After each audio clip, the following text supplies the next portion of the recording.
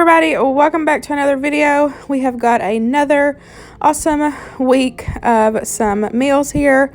As you know, I call them Dean dinners since Dean is our last name, so it works out perfect for us and it has a good ring to it.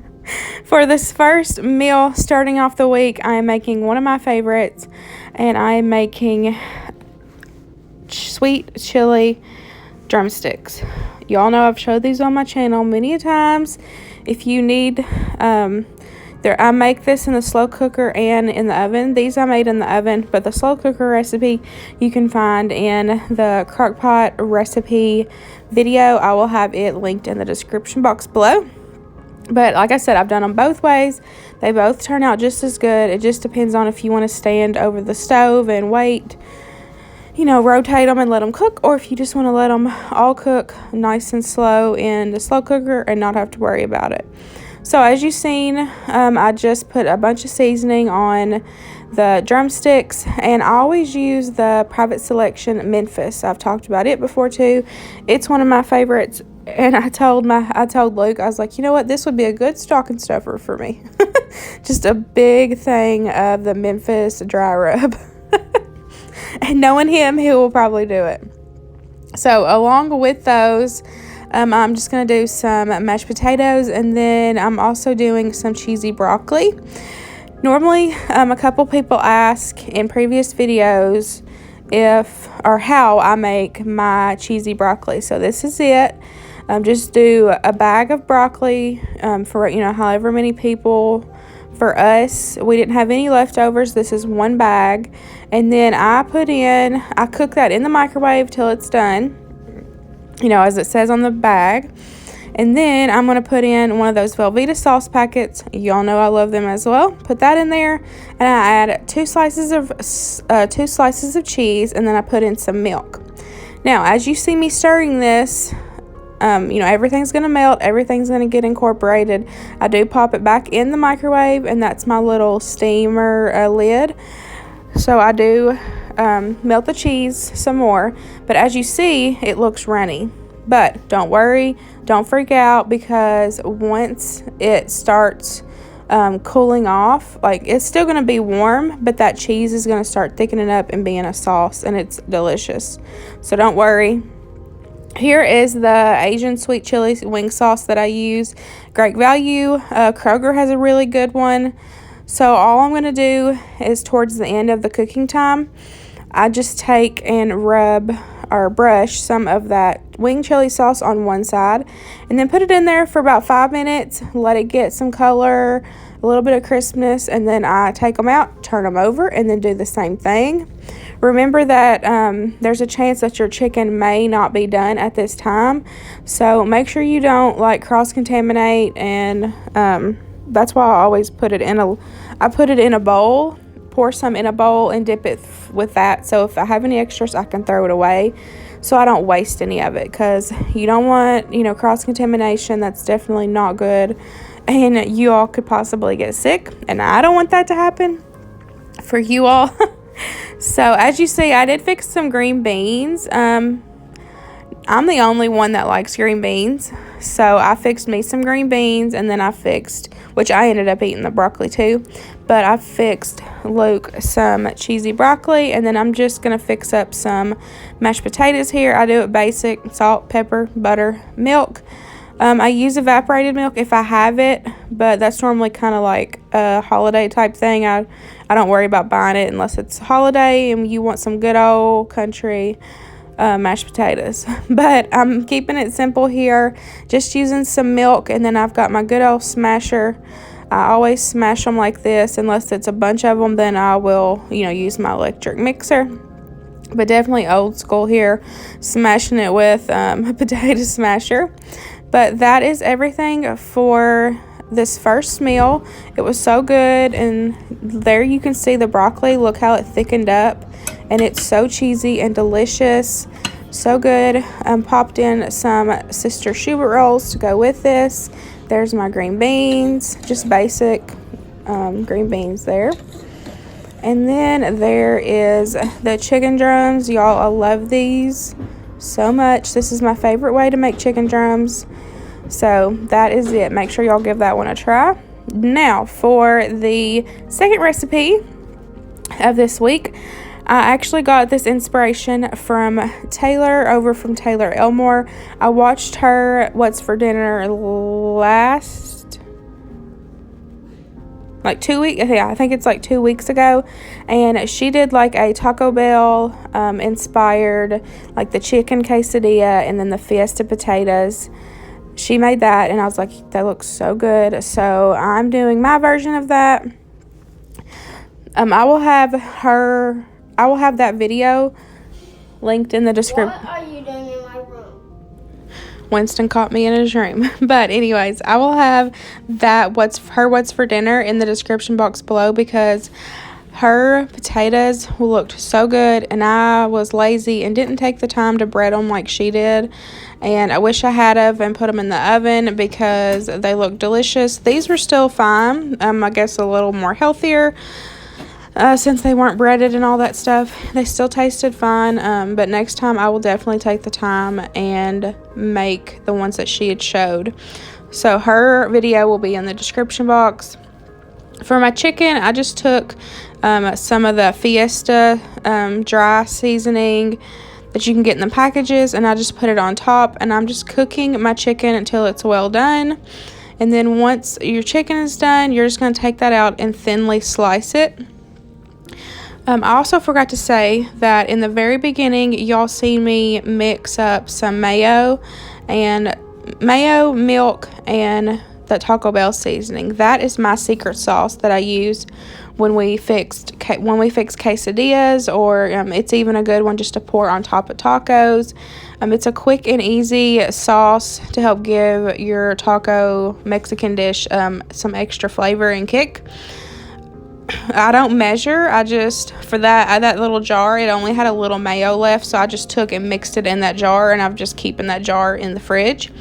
So I just do it to taste, or for texture, the thickness that you want. So just the mayo, milk, and the Taco Bell seasoning, and then mix it until, it's the way that you want it. Y'all have always seen me make this rice. It's one of our favorites. Luke loves this over any other rice. Super simple. Pop it in the microwave and you are done. The minute rice, salsa, a chicken cube, and some water. Put it in the microwave until it's completely done, and you've got some easy minute rice, Spanish minute rice. So here it is, the chicken. It's completely done. It looks so flavorful, and it was flavorful. Just putting that dry packet on there made this chicken so good. So I'm gonna slice all those up real thin. I like doing the thinner pieces when it comes to quesadillas, so it's not so bulky. And so once I get that all cut up, we will go over and we will start making the quesadillas. Now, I get questions all the time, or not questions, but comments all the time on why I cook on my washing machine. So I'm going to go ahead and say it, because I do have a bunch of new people on there, and I'm sure if I didn't say anything, there would be comments in this video.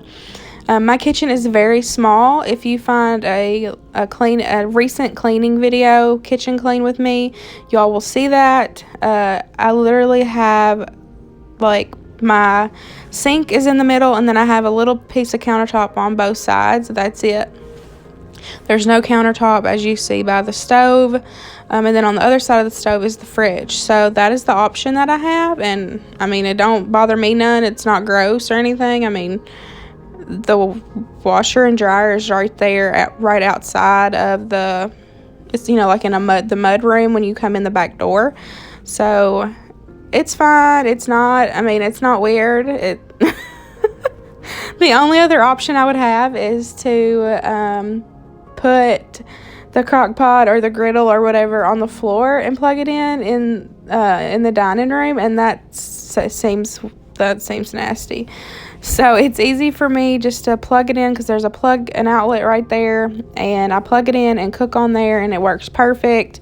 Y'all have seen me do that all the time, but I've had questions, so I wanted to go ahead and answer that.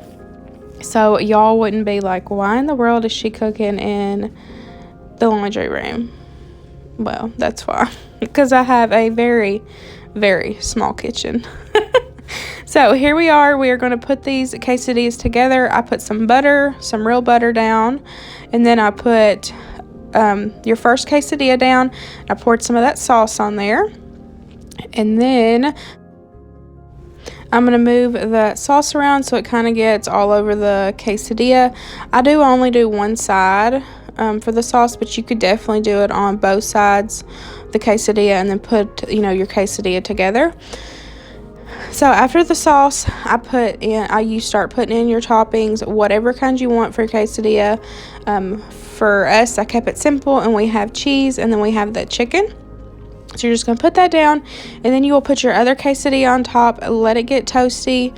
Remember, you are in no rush for these quesadillas. It's best to cook them lower and a little slow, so that way you don't burn them, and then like your outsides are burnt and then your inside is, like your cheese isn't melted and all that stuff. So it's easier if you just do it lower, take your time, let all that stuff melt, ooey and gooey, and then the outsides of your tortilla is just going to be golden brown and lovely, and it's going to be delicious. So we're just going to put these together. And then y'all will see me do another one. I do put some butter on top of that top tortilla, but a little clip that you didn't see is I also put more butter on the griddle in between making multiple quesadillas. It just helps, get that nice golden brown color. And there's just nothing better than a fried quesadilla and butter. It just can't get better than that.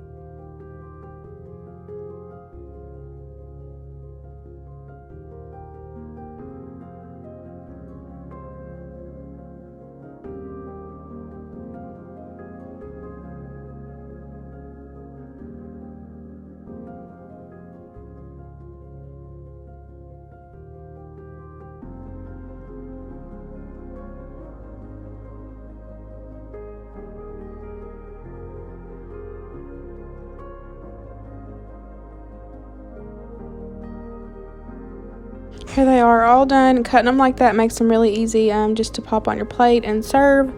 And then there is my rice. There is my potatoes. Like I said, they were still good and flavorful. The toppings, I tried to do the same.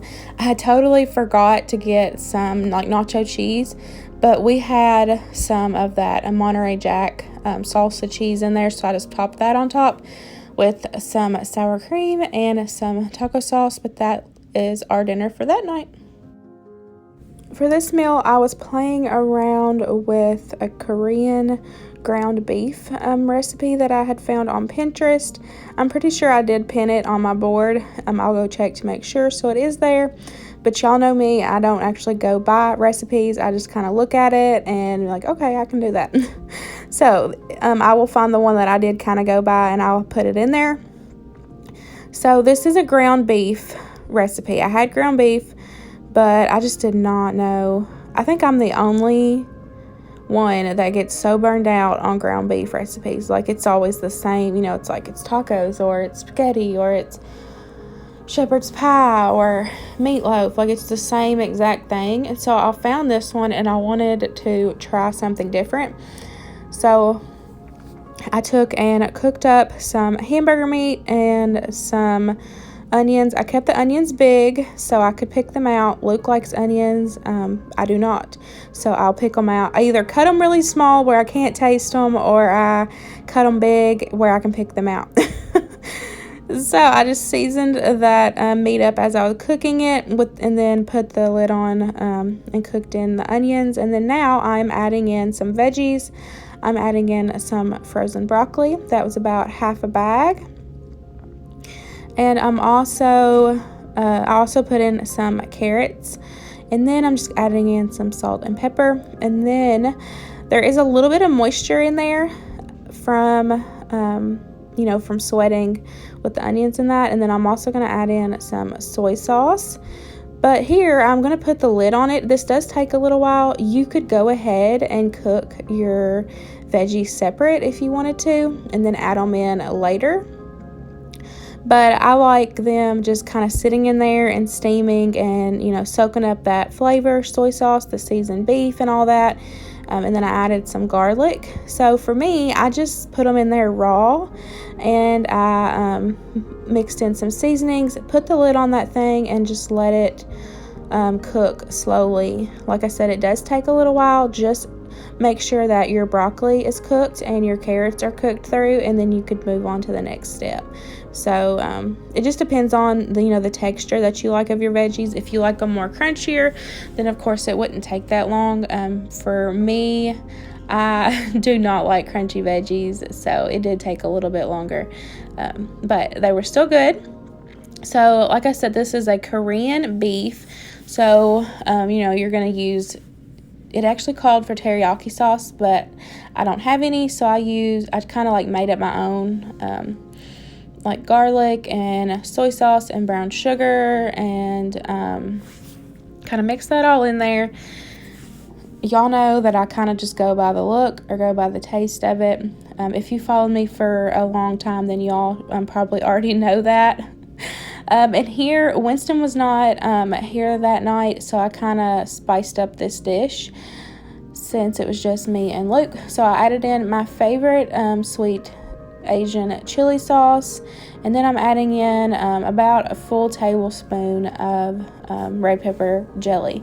It was really good in it too. I was really impressed with the flavor profile that ended up coming out of this recipe. I think it's a keeper. Luke liked it. He said it was a little spicy, and it was, but it was, you can control the heat on that. You could go get like a sesame marinade, or like a sesame sauce, or you can kind of work around this recipe and kind of add in the flavors that you want, which there's times that I love that, because I feel like Winston would enjoy this if with the noodles in it, but of course it couldn't be hot, so I could do like a sesame ginger sauce on it instead of the sweet chili. So that is 2 packages of ramen noodles. I took and boiled some hot water, and I opened up the packages. I didn't crush them up. I just opened them up and put them in that hot water. And I did put 1 package of the chicken flavoring just to kind of give it some flavor. And I put the lid on that, and I didn't turn the stove on or nothing. I just let them sit. And that's actually by experience, because the last time I tried to do a noodle dish, I cooked the ramen noodles, and by the time I mixed it all together with everything, it was literally like mush. So doing it this way worked so much better. So if I ever do any more noodle dishes like this, I will definitely just do it that way. So like I said, boil some water, put your ramen noodle, your noodles in there, put a lid on it, and just let them, slowly soak in there and let it absorb a little bit of that water and get just soft. And then they're perfect for mixing in at, any dish. You could also do this with chicken. It would be very good with chicken. But like I said, I wanted to try something different with ground beef. And y'all, it was really good. Very good. I was impressed. We will make this again.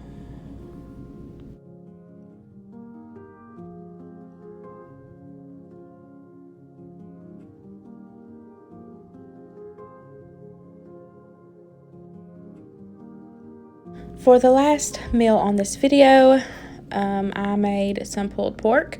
If you watch my grocery haul, when we stocked up and got meat and poultry and all that, from we went to Sam's and we also went to Kroger. If you watch that video, then you have already seen this one.